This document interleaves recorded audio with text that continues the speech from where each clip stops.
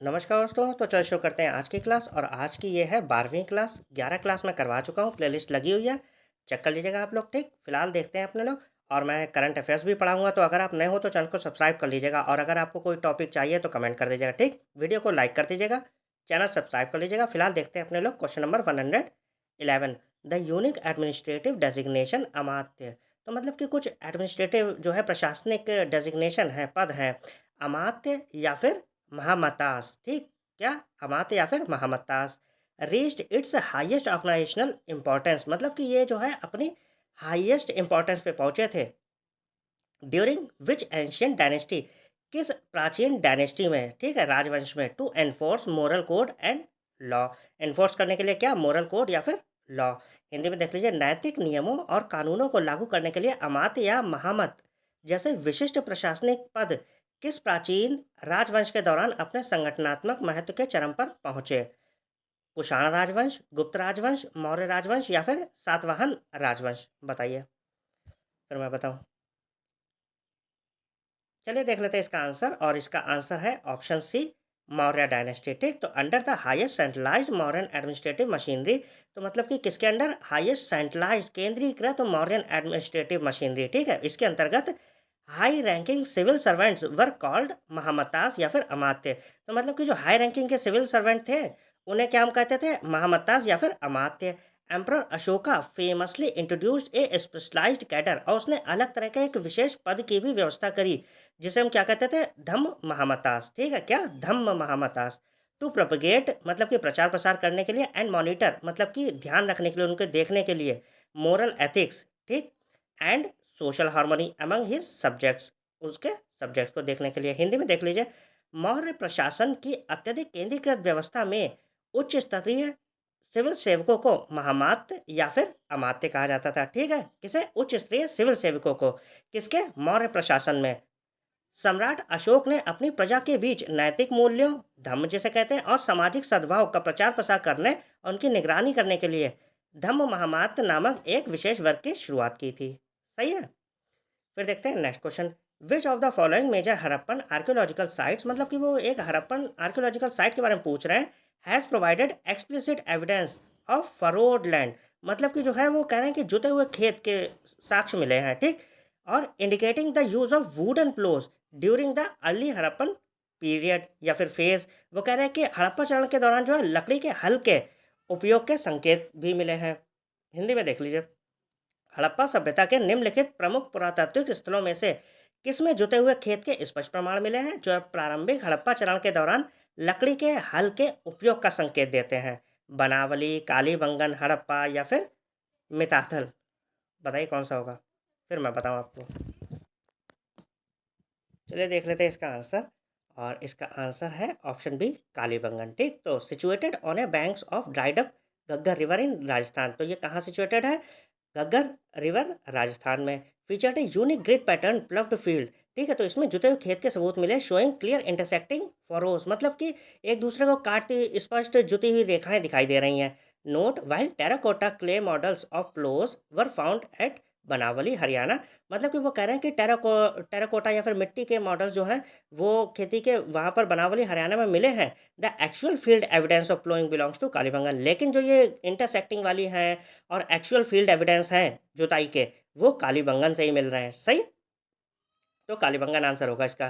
फिर देखते हैं next question 113, the famous ancient text Charak Samhita. ठीक, Charak Samhita a foundational Sanskrit treatise on Ayurveda, किस पे, आयुर्वेदा पे ट्रीटीज है ये, ancient Indian medicine, was compiled by Charak who served as the royal court physician to which king. मतलब कि वो किस राजा के दरबार में थे।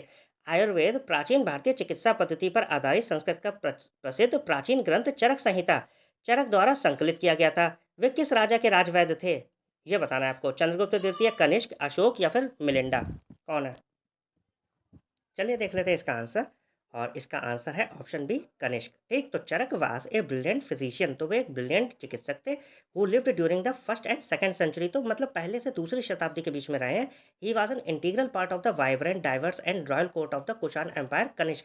तो ये जो है अभिन्न हिस्सा थे किसके, कनिष्क के शासनकाल में। कनिष्क थे, ठीक है, राजा। हिज वर्क चरक संहिता, इनका जो कार्य था चरक संहिता फोकसेस डीपली ऑन पैथोलॉजी मतलब कि रोग विज्ञान पर आधारित था। इंटरनल मेडिसिन मतलब आंतरिक चिकित्सा एंड होलिस्टिक डायग्नोस्टिक मेथोडोलॉजीज मतलब कि जो है कह सकते हो कि बीमारियों की पहचान करने के लिए, ठीक है, इन्होंने बहुत ज़्यादा काम किया था। चरक एक बहुत अच्छे चिकित्सक थे जो पहली दूसरी सदी सी के दौरान रहते थे। वे कुषाण सम्राट कनिष्क के शानदार और विविध शाही दरबार का एक अहम हिस्सा थे। उनकी रचना चरक संहिता मुख्य रूप से पैथोलॉजी, इंटरनल मेडिसिन और बीमारियों की पहचान करने के समग्र तरीकों पर केंद्रित है। सही। फिर देखते हैं next question, question number 114। The administrative unit known as sarkar district, ठीक, which sat precisely between the Suba province and the Pargana tehsil was efficiently structured and stabilized under whose governance। तो वो ये कह रहे हैं कि सरकार जिला नामक प्रशासनिक इकाई जो ठीक सूबा और परगना के बीच स्थित थी, किसके शासनकाल में कुशलतापूर्वक संगठित और स्थिर की गई थी? अलाउद्दीन खिलजी, शेरशाह सूरी, अकबर या फिर इब्राहिम लोदी? बताइए कौन थे? फिर मैं बताता हूँ। चलिए देख लेते हैं इसका आंसर, और इसका आंसर है शेरशाह सूरी। तो Sher Shah Suri reformed land revenue and territorial management, तो इन्होंने जो है संशोधित किया था लैंड रेवेन्यू भूमि राजस्व को और टेरिटोरियल मैनेजमेंट को। He divided his empire into 47 administrative units का सरकार, तो इन्होंने जो था अपना एम्पायर वो 47 प्रशासनिक इकाइयों में जो है बांट दिया था, जिसे हम क्या कहते थे सरकार। मैनेज बाई 2 की ऑफिशियल्स, और ये जो है 2 की ऑफिशियल्स के द्वारा मैनेज किया जाता था, जिन्हें हम क्या कहते थे शिकदार ए शिकदारन, ठीक, और दूसरा मुंसिफ है मुंसिफान। ध्यान रखिएगा, दो कौन सी ऑफिसर्स में बांटा था, शिकदर है शिकदारन और मुंसिफ है मुंसिफान। Akbar later adopted and refined this exact geographic blueprint for the Mughal empire, और अकबर ने इसे बाद में अडॉप्ट किया था। हिंदी में देख लीजिए, शेर शाह सूरी ने भूमि राजस्व और क्षेत्रीय प्रबंधन में सुधार किए। उन्होंने अपने साम्राज्य को सरकार नामक 47 प्रशासनिक इकाइयों में विभाजित किया, जिनका प्रबंधन दो प्रमुख अधिकारी करते थे, शिकदार ए शिकदारन और मुंसिफ है मुंसिफान। बाद में अकबर ने मुगल साम्राज्य के लिए इसी भौगोलिक ढांचे को अपनाया और उसमें सुधार किया। सही है। फिर देखते हैं next question. The majestic 2.5 Din Ka Jhonpra mosque located in Ajmer Rajasthan was constructed using the materials of destroyed temples by which Delhi sultan. तो वो ये कह रहे हैं कि राजस्थान के अजमेर में स्थित शानदार 2.5 दिन का झोपड़ा मस्जिद का निर्माण दिल्ली के किस सुल्तान ने नष्ट किए गए मंदिरों की सामग्री का उपयोग करके बनवाया था? ठीक है। अब वो कौन था सुल्तान जिसने बनवाया था? कुतुबुद्दीन ऐबक, शमसुद्दीन इल्तुतमिश या बलबन या फिर अलाउद्दीन खिलजी? बताइए कौन है? चलिए देख लेते हैं इसका भी आंसर, और इसका आंसर है ऑप्शन ए कुतुबुद्दीन ऐबक, ठीक। तो कौन थे? कुतुबुद्दीन ऐबक।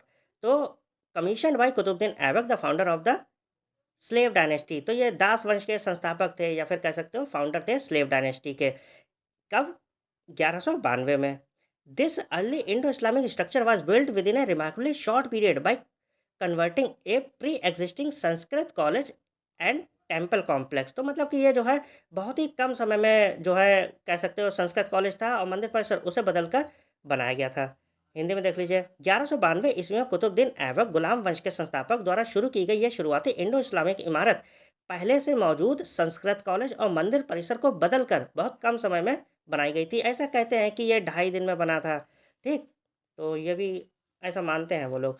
फिलहाल ये बताइए, under the administrative system of Chhatrapati Shivaji Maharaj the critical collection of Chauth and हाँ सरदेशमुख टेक्स्ट मींट, मतलब कि छत्रपति शिवाजी महाराज की प्रशासनिक व्यवस्था के अंतर्गत चौथ और सरदेशमुखी करों की महत्वपूर्ण वसूली का अर्थ क्या था? ठीक है। केवल आंतरिक मराठा व्यापारियों पर लगाए जाने वाला कर, tax levied exclusively on internal Maratha merchants, या फिर हमलों से सुरक्षा की गारंटी के लिए पड़ोसी क्षेत्रों से वसूले जाने वाले कर, मंदिर के रखरखाव के लिए वसूले जाने वाले धार्मिक कर, या सीधे मुगल सम्राट को दिए जाने वाले अनिवार्य कर? बताइए कौन सा है, फिर मैं बताऊँ आपको। चलिए देख लेते हैं इसका आंसर, और इसका आंसर है option B assessment collected from neighbouring territories to guarantee protection against raids, मतलब कि जो हमलों से सुरक्षा की गारंटी के लिए जो पड़ोसी इलाकों से शुल्क लिया जाता था वो। सही। हिंदी में देख लीजिए, Chauth was a tax amounting to 1/4, तो चौथ जो है वो एक प्रकार का कर था जो कितना 1/4 था, यानी कि 25% of the standard land revenue, मतलब कि लैंड रेवेन्यू का कितना था 1/4 था या फिर 25% था। Collected from non Maratha territories, और ये किससे वसूला जाता था? नॉन मराठा टेरिटरीज से, to protect them from being plundered by Maratha forces.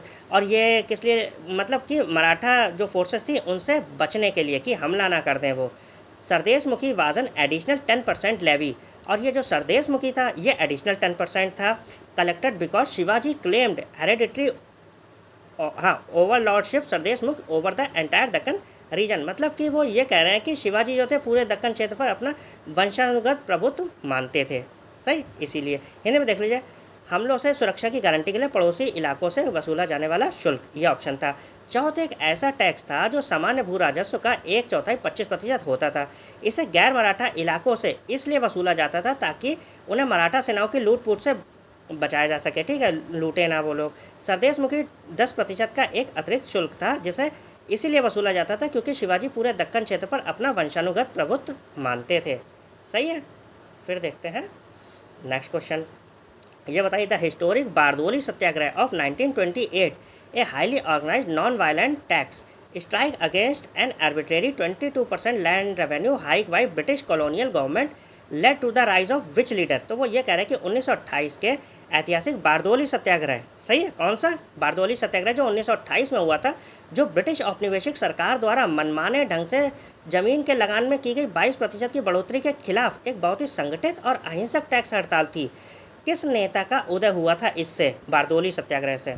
पता होगा ज़्यादातर लोगों को, लेकिन इंपॉर्टेंट क्वेश्चन है ये। बताइए कौन थे?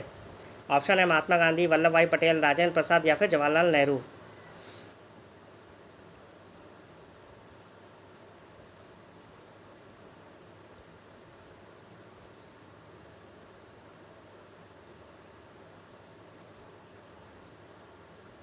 चलिए देख लेते हैं, और इसका आंसर जो है वो है ऑप्शन बी, वल्लभ भाई पटेल।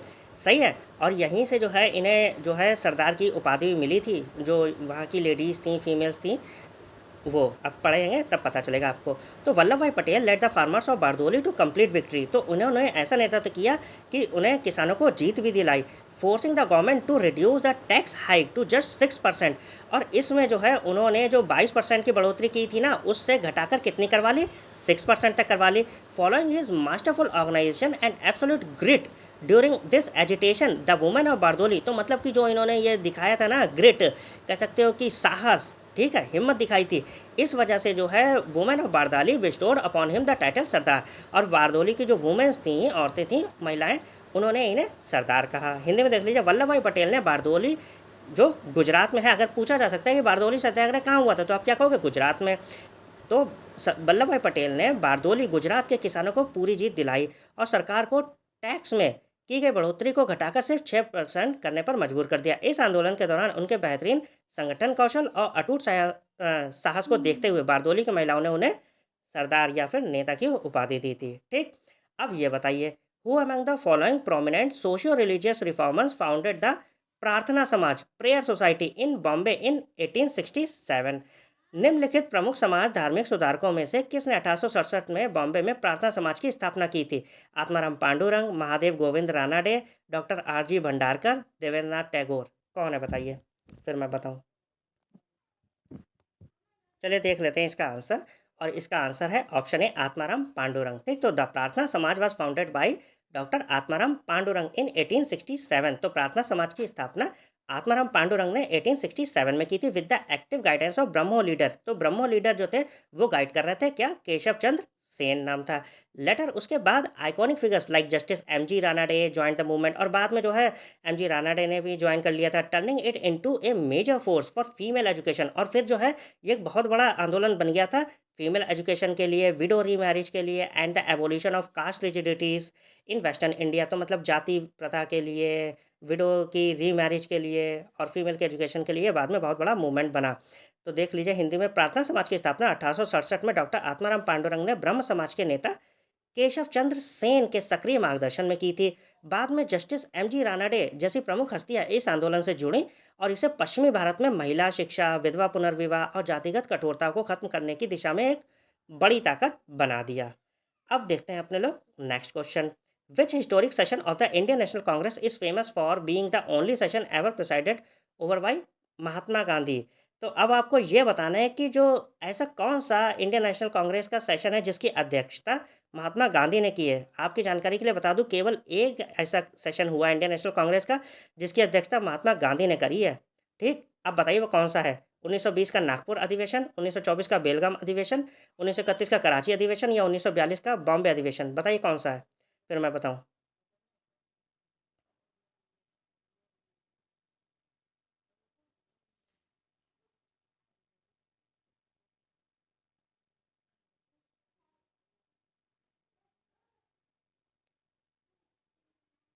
चलिए देख लेते हैं। और इसमें देखिए, हाँ, इसका आंसर है ऑप्शन बी 1924 बेलगाम सेशन, ठीक? तो जो एक इकलौता सेशन था 1924 बेलगाम का, उसकी अध्यक्षता किसने करी थी? महात्मा गांधी ने, ठीक? देख लीजिए महात्मा गांधी ने केवल एक बार आईएनसी के अध्यक्ष के रूप में काम किया, सही है? ध्यान रखिएगा। दिसंबर 1924 में बेलगाम, आज के कर्नाटक में 39वें वार्षिक अधिवेशन में असहयोग आंदोलन के स्थगित होने के बाद स्वराजियों और पारंपरिक गांधीवादियों के बीच आंतरिक मतभेदों को सुलझाने के लिए अधिवेशन बहुत महत्वपूर्ण था। तो ये याद रखिएगा कि ये कर्नाटक में हुआ था बेलगाम में और 39वां सेशन था, ठीक? याद रखिएगा 39वां सेशन था, दिसंबर 1924 में हुआ था, ठीक? फिर देखते हैं नेक्स्ट क्वेश्चन। और आप लोगों से रिक्वेस्ट है कि अगर आप नए हो तो ज़्यादा से ज़्यादा वीडियो को लाइक करिए, चैनल को सब्सक्राइब कर लीजिए, सपोर्ट दिखाइए। ये बताइए the Rowlatt act anarchical and Revolutionary Crimes Act, which authorized the British government to imprison any person suspected of terrorism for up to 2 years without trial, was passed in which year? तो वो कह रहे हैं Rowlatt act, अराजक और क्रांतिकारी अपराध अधिनियम, जिसने ब्रिटिश सरकार को आतंकवाद के संदेह वाली किसी भी व्यक्ति को बिना मुकदमे के 2 साल तक जेल में रखने का अधिकार दिया था, किस वर्ष पारित किया गया था? वो कह रहे हैं रॉलेट एक्ट का पास हुआ था 1915, 1919, 1921 या फिर 1928? बताइए क्या होगा इसका।